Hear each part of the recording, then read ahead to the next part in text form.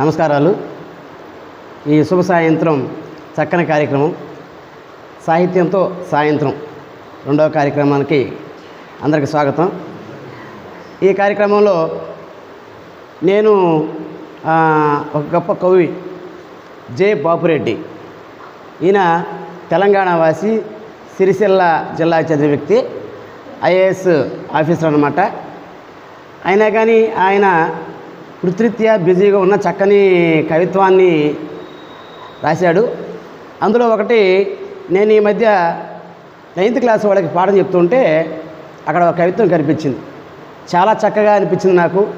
ఎందుకంటే ప్రకృతి, కవిత్వం అంటేనే ప్రకృతి, కవిత్వం అంటేనే తల్లి, కవిత్వం అంటే ఇంక మనకి కవిత్వం అనగానే ఇంకేం గుర్తురాదు, ప్రకృతి గుర్తొస్తుంది. ఆ ప్రకృతిని సాదాసీదాగా కాకుండా చాలా చక్కగా ఆయన తీసుకున్నటువంటి ప్రత్యేకలు నాకు చాలా బాగా అనిపించాయి. ఆ పేరు కూడా చూడండి, ప్రకృతి కావ్యాలు. ప్రకృతి కావ్యాలు శీర్షిక ప్రకృతి కావ్యాలు, జె బాపురెడ్డి గారిది. దీన్ని విశ్లేషించాలని అనుకున్నాను. చెట్లు ప్రకృతి రాసుకుంటున్న కావ్యాల పరిమళిస్తున్నాయి. వాటి నిండా విస్తరించే పత్రాలు భావచత్రాలై మండిపోయే మట్టి మీద మమతల నీడలు కురిపిస్తున్నాయి. చెట్లని మనం మామూలుగా పర్యావరణానికి మంచిది, గాలి ఇస్తుంది, నీడనిస్తుంది, పండ్లను ఇస్తుంది, సాధారణమైనటువంటి ఉపయోగాలు చెప్పుకుంటాం, ఉపమానాలు చెప్పుకుంటాం. కానీ ఇక్కడ ఏం చెప్పాడంటే చెట్లని అవి చెట్లే రాసుకున్న కావ్యాలను, అంటే అవి చేసే పనులు ఏవైతే ఉన్నాయో అవే కావ్యాలు. ఆ కావ్యాలు కూడా ఇదే చెట్ల వల్ల కలిగే లాభాలని, ప్రయోజనాలని కావ్యాలుగా చెప్పాడు. అవి పరిమళిస్తున్నాయి, గొప్ప ప్రయోజనాలు కలిగజేస్తున్నాయంట. ఏందవి చూడండి. వాటి నిండా విస్తరించే పత్రాలు, చెట్టు నిండా ఆకులు ఉంటాయి. సహజంగా ఆకులు ఏం చేస్తాయి? నీడనిస్తాయి. ఇక భావచత్రాలై మనం చెట్లు నీడకే అనగానే ఆ మనుషులకి మనకి నీడనిస్తాయి, మనకి నీడనిస్తాయి చెప్పుకుంటాం. కానీ ఇక్కడ ఆ చెట్లు ఏం చేస్తున్నాయో చూడండి. మండిపోయే మట్టి మీద మమతలు నీడ కురిపిస్తున్నాయంట. కింద మట్టిని ఎండకి ఎండిపోయి మండిపోతూ ఉంటే ఆ మట్టి మీద గొడుగులు పరిచి, ఆకులనే గొడుగులు పరిచి తన మమతని నీడలుగా ఇస్తున్నాయట చెట్లు. ఇక్కడ మనుషుల గురించి చెప్పలే. నేలని ఎండిపోతుంటే గొడుగుల్లా ఆకులు పరిచి కాపాడుతున్నాయంట మమతో. వాటి గుండెల్లో నిద్రించే కలలు ఫలాలుగా మేల్కొని ఆకొన్న ప్రాణికోటికి ఆహారమై తరిస్తున్నాయి తోటలు. ఈ చెట్లుండే తోటలు చూడండి ఎలా చెప్పాడు. ఈ చెట్లలో, ఆ చెట్ల గుండెల్లో, చెట్లు గుండెలు ఏంటి? చెట్లకు గుండెలు ఉంటుందా? హృదయం ఉంటుందా? మళ్ళీ వాటిల్లో ఆ చెట్ల గుండెల్లో కలలు, చెట్లకు మళ్ళీ కలలు. ఆ కళలు కూడా ఆ చెట్ల గుండెల్లో దాక్కున్న కళలు ఏవైతే ఉన్నాయో ఫలాలుగా, పండ్లుగా పైకొచ్చి ఆకలితో ఉన్న ఈ ప్రాణికోటిని కాపాడుతున్నాయంట. నిజం. చెట్టు ఇచ్చే ఫలాలని ప్రతి జీవి ఆస్వాదిస్తోంది. క్రిమిజీవి కానించి పెద్ద జీవి కానీ ప్రతి ఒక్కరు కూడా ఆకలిని తీరుస్తున్నాయి. ఇది ఈ చెట్టు అనేటివి. అంటే ఆ చెట్టుకు కాయ కాయడం, ఆకలి తీర్చడం మామూలుది. కానీ ఎలా చెప్పాడు? చెట్లల్లో ఉన్నటువంటి హృదయంలోంచి, గుండెల్లోంచి ఉన్న పుట్టిన ఆ కళలు ఏవైతే ఉన్నాయో అవి పండ్లుగా పైకొచ్చి ఈ యొక్క ఆకలిని తీరుస్తున్నాయి. కోట్లాది జీవుల ఆకలిని తీరుస్తున్నాయి తోటలు. గాలి ఒడిలో సుగంధాలు నింపుతున్నాయి తోటలు. గాలికి ఒక ఒడి. ఒడి అనగానే తల్లి ఒడి, అమ్మ ఒడి ఇలా చెప్పుకుంటాం అనా. కానీ ఇక్కడ గాలికి ఒక ఒడి ఉందంట. ఆ గాలి ఒడిలో ఈ తోటలు గంధాలు నింపుతున్నాయి. అంటే చెట్ల నుంచి వివిధ రకాల పూలు, సువాసనలు వస్తున్నాయి. ఆ సుగంధాలని గాలితో కలుస్తున్నాయి. కాబట్టి ఈ సుగంధాలు, పరిమళాలు గాలిలో కలవడాన్ని గాలి ఒడిలో గంధాలు నింపుతున్నాయి. చాలా చక్కగా చెప్పాడు. ఎంత పంచినా తరగని స్నేహ పరిమళం, ఎంత మోసినా తనివి తీరని రాగబంధం పవనాలది. మరి గాలి కృతజ్ఞతకు ఏదో చెప్పాలి కదా, తిరిగి దాన్ని ఇవ్వాలి కదా. మనం మనకెవరన్నా సాయం చేసి తిరిగి సింపుల్గా థ్యాంక్స్ అంటాం, లేదా తిరిగి ఏదన్నా వాళ్ళకి ఇవ్వడం జరుగుతుంది కృతజ్ఞతగా. మరి ఇక్కడ గాలి ఆ సుగంధాలు నింపుకున్న గాలి మరి చెట్లకి హితం చేయాలి కదా.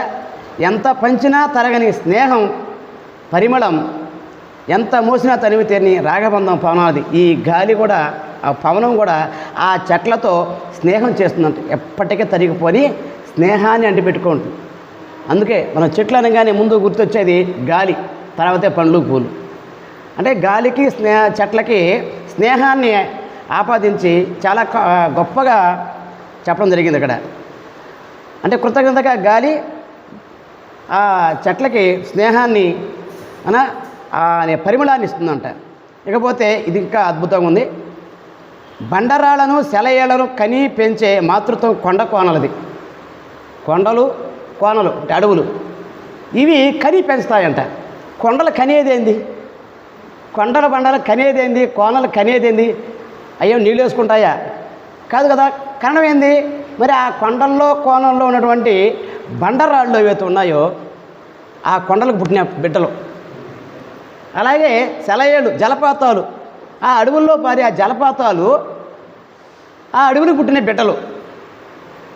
చూడండి ఎంత ఊహ, కవి ఎంత బాగా చమత్కారంగా చెప్పాడు. చూడండి, కొండల్లో ఉన్న బండరాళ్ళు కొండలకు పుట్టిన బిడ్డలు, ఆ జలపాతాలు ఆ అడవులు పుట్టిన బిడ్డలు. కానీ పెంచుతున్నాయి, మళ్ళీ వాటిని కాపాడుకుంటూ ఉన్నాయి. చూడండి, మనకంటే ముందు నుంచి ఆ జలపాతాలు ఉన్నాయి, బండలు ఉన్నాయి, సృష్టి ఉన్నంత వరకు ఉంటాయి. అవి కానీ పెంచుతూ ఉన్నాయి. అలాగే కేచరాలను భూచరాలను కళ్ళకద్దుకునే కరుణామయులు చెట్టు చేమలు. చెట్లు ఇవన్నీ ఉన్నాయి కదా, చాలా దయగలవి. నిజంగా దయా జాలి అంటే మనుషులకు ఆపాదించి మాట్లాడుతూ ఉంటాం. ఉన్నా లేకపోయినా కరుణామయుడు దయా అనేది మనుషులకే చెప్తుంటాం.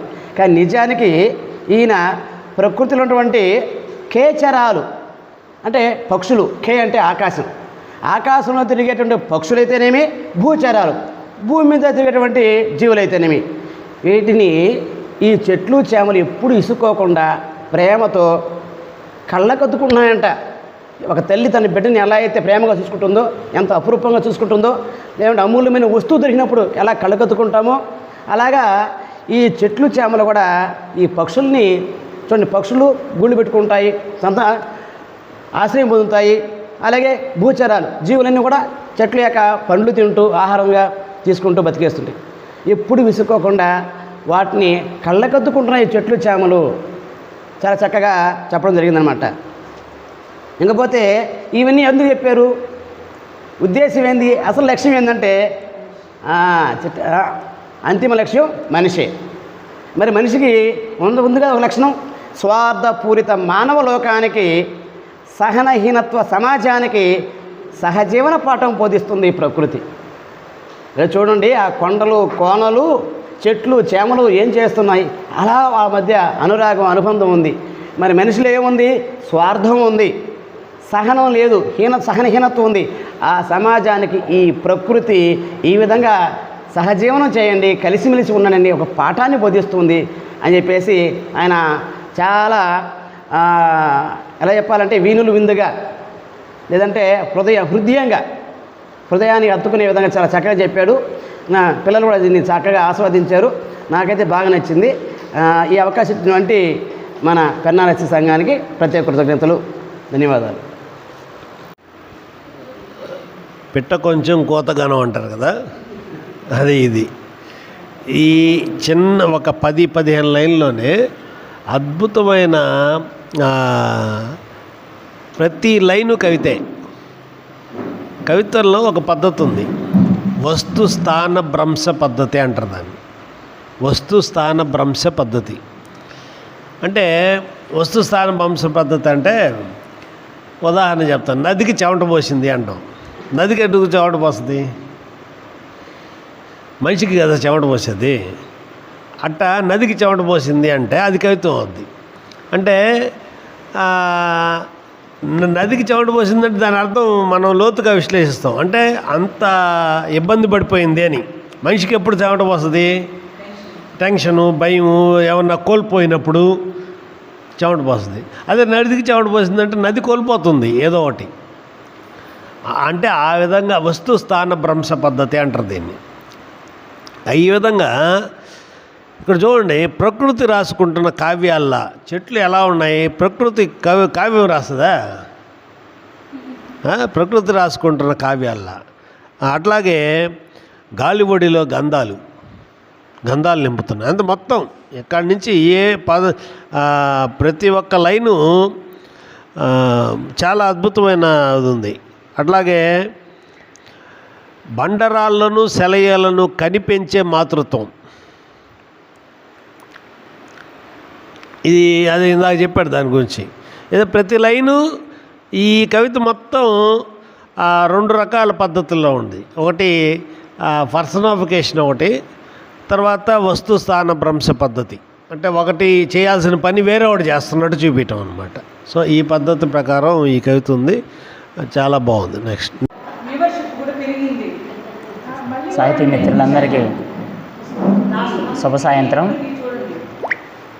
సరే, ఈ కార్యక్రమం మొదలుపెట్టినప్పుడు కొంతమందితో మొదలుపెట్టారు. ఇది ఇంకా అభివృద్ధి చెందాలి ఇంకా అనుకుంటున్నాను. ఎందుకంటే దీనివల్ల మనం కొన్ని కవితలు కొన్ని చదువుతున్నాం, కొన్ని పుస్తకాలు అసలు ఎవరు ఏమి రాశారనేది తెలుస్తుంది ఫస్ట్. ఇప్పుడు తీసుకున్నది ఏంటంటే మన నెల్లూరు జిల్లా వాసి మర్రిపాడు మండలంలోని నాగరాజపాడు చెందిన గుంటూరు శేషేంద్ర శర్మ గారి కవిత్వం మండే సూర్యుడు అనే కవితా సంపుటిలోనిది మొదటి కవిత. గుంటూరు శేషేంద్ర శర్మ గారి కవిత్వం. ఈయన 30కి పైగా రచనలు చేశారు. దాంట్లో ఇది 1974లో ముద్రించబడిన కవితా సంపుటి, చాలా పాతది. నేను పోయినసారి చేసింది కూడా పాతదే, 1976లో కవితా సంపుటి దేవిప్రియ గారిది. ఇది 1974ది. అయినా కానీ వాళ్ళు ముందే ఊహించారు, రాబోయే రోజులను ముందే ఊహించి కవిత్వం రాయడం అనేది వాళ్ళిద్దరు. నేను దేవిప్రియ గారు చూశాను, ఈయనైతే అసలు పరాకాష్ఠకి వెళ్ళిపోద్ది. ఆ విధంగా ఉందన్నమాట. మండే సూర్యుడు ఈ సంపుటి పేరు. కవిత ఒకసారి చదువుదాం. నేను చెమట బిందువుని, కొండల్లో ఉదయించే లోక బంధువుని, గుండెలతో నాకు దోస్తి, నేనుండేది బాధల బస్తీ, సింధువంత చరిత్ర నా పిడికిట్లో ఉన్న, చెప్పకుండా మనిషిని చెక్కిన శిల్పిని, వెళ్ళిన పక్షుల గుంపులు వెనక్కి రాలేదని ఆక్రోశిస్తున్న, అడవుల్లో చిక్కటి నక్షత్రాలు కలుపుకొని చీకటిని ఆస్వాదిస్తున్నా, స్మృతులతో అల్లిన పైట చెరుగు పట్టుకుని నా దేశం పాదాలు పెనవేసుకుంటున్నా, చెట్లకు వేలాడిన శిరస్సులు పూస్తున్నాయి, కొమ్మల్లో పూలై, గోలీ దూరిన గుండెలు కదులుతున్నాయి, గుండెలో గంటలై, ఎందరూ ఎన్ని రాత్రులు రక్తం పిండి ఇచ్చారో ఈ దినం కోసం, మన పంచల మంచు బిందువులై వేలాడుతున్నారు. ఇదిగో నాది ఇనుప పిడికిలి, కాలపు కఠిన శిలల్లోంచి క్రాంతి జ్వాల తవ్వి తీస్తా, ఎదురించే శతాబ్దాల నిదురకు నిప్పంటిస్తా, సముద్రాల విరహంతో పరుగులెత్తే నదుల్ని ఆగండని కేకవేస్తా, ఏ రంగు లేని బంజర్లకు ఆకుపచ్చ పొలం మంట, దేశం నుంచి పారిపోయిన నవ్వుని తిరిగి రమ్మని ఆహ్వానిస్తా, పువ్వు కోసం వెతుక్కుంటున్న సీతాకోక చిలక్కి ఒక పూల తోట ఇస్తా, పిల్లల్ని రాత్రి మొక్కలు వెన్నెట్లో ముంచుకొని కొరుక్కుంటూ తినమంట, సూర్యుడు ఈ శుభదినాన్ని మోసం చేయనివ్వను, ఈ దేశపు ప్రాచీరేఖ మీద సూర్యుడు ఉదయించకపోతే మండే నా గుండెను చీల్చి దాని మీద పెడతా, ఎర్రటి నా కండలతో ఎండలు కాయిస్తా. ఒక శ్రమజీవిని మండే సూర్యుడితో పోల్చడం, తర్వాత ఒక చెమట చుక్క మాట్లాడితే ఎలా ఉంటుంది అని ఈ కవితలో, దీంట్లో ఎక్కువగా ప్రతీకలు ధారాళంగా వాడాడు. ప్రతి ఒక్క దాంట్లో ప్రతీకలు. ఇది మామూలుగా మండేశ్వరుడిని బుక్లో చేసిన తర్వాత మండేశ్వరుడని ఫస్ట్ కవితలో రాశారు. ఇది మామూలుగా అయితే ఆంధ్రప్రభలో మనిషిని చెక్కిన శిల్పి అని ముద్రించబడింది. తర్వాత బుక్లో ఈయన మండేశ్వరుడు అని టైటిల్ పెట్టాడు. మామూలుగా అయితే మనిషిని చెక్కిన శిల్పి ఈ కవిత శీర్షిక. మామూలుగా సూర్యుడిని చాలామంది కవులు వాడతారు కవితల్లో, కానీ ఈయన ప్రత్యేకంగా వాడాడు. ఎలా వాడాడంటే, సూర్యుడి వల్లే జీవజాలం అంతా జీవిస్తుంది కాబట్టి మహత్తర శక్తిగా ఈయన దాన్ని చూపిస్తూనే దాన్ని చెమట చుక్కని అంటే శ్రమని సూర్యుడిని పోల్చుకుంటూ వచ్చాడు. శ్రమైక జీవనం, సూర్యుడు జీవజాలానికి అంతా ఇస్తున్నాడు, కానీ శ్రమ లేకపోతే ఏమీ జరగదు, శ్రమ లేకపోతే ఏమీ జరగదు, సూర్యుడు లేకపోయినా శ్రమ గెలుస్తుంది అన్నట్టుగా ఈయన రాయడం జరిగింది. ఈ కవితలో ప్రతీకల సృష్టి చాలా అద్భుతం. నాకైతే ప్రతీకలు చాలా బాగా నచ్చాయి. పదబంధాలు కానీ ప్రతీకలు కానీ చాలా బాగున్నాయి. తర్వాత వచ్చి ఎందరో అప్పుడు 1974లో ఎంతమందో యువ కవులను ఇది ప్రేరణ ఇచ్చిందనమాట ఈ కవిత అప్పట్లోనే. ఇప్పుడు కూడా చదివితే దాన్ని చాలా ప్రేరణ ఉంది దీంట్లో. శ్వేత బిందువు ఒక స్వాగతం లాగా ఇది కవితని ఆయన చేశాడు. కండల కొండల్లో ఉదయించే లోక బంధువు, కండల కొండల్లో ఉదయించే లోక బంధువు శ్వేత బిందువు అని ఆయన స్టార్ట్ ఎత్తుగడ అనేది ఒక గొప్ప అంటే ప్రేరణగానే ఉంది. ఒక శ్వేత బిందువు అనేది ఒక బంధువులాగా, అంటే లోక బంధువు సార్, బంధువు మేడం, అది ప్రింట్ దాంట్లో తప్పు వచ్చింది.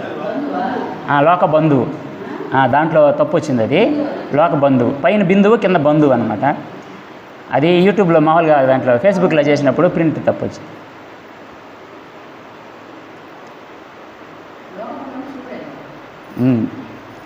పిడికిట్లో సింధువంత ప్రేరణ, సింధువంత చరిత్ర పెట్టుకొని చెప్పకుండా మనిషిని చెక్కిన శిల్పిని.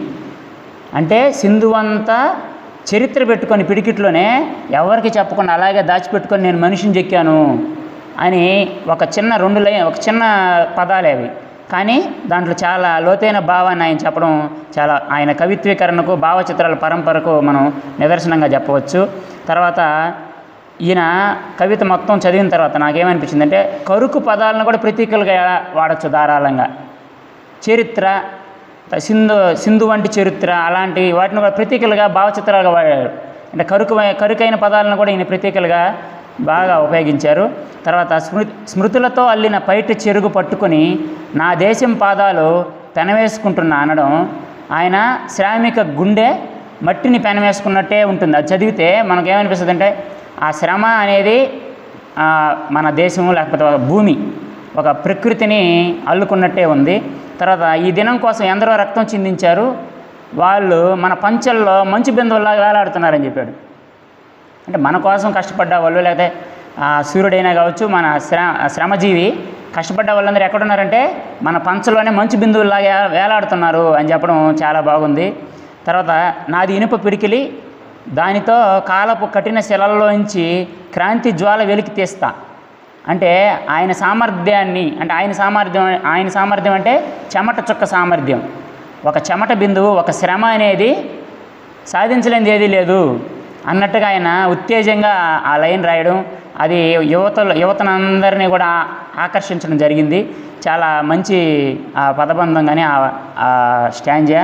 తర్వాత పిల్లల్ని రాత్రి ముక్కల్ని వెన్నెల్లో ముంచుకొని కొరుక్కు తినమంట. ఇది చాలా నాకైతే దీన్నే చదివా చాలాసార్లు, ఆ లైనే చదివా.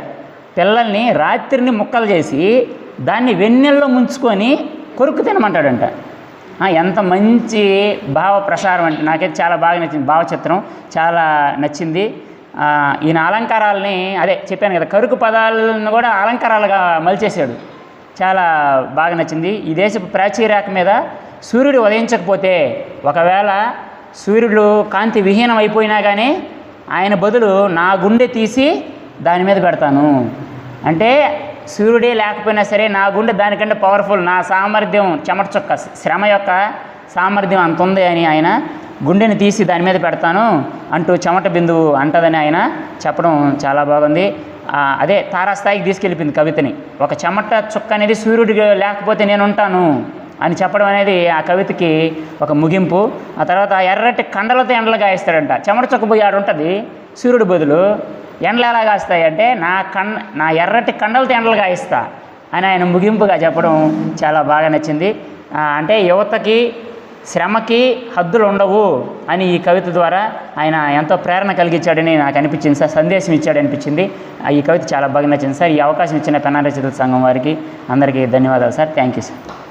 గుంటూరు శేషయ్య శర్మ గారు అద్భుతమైన రైటరు.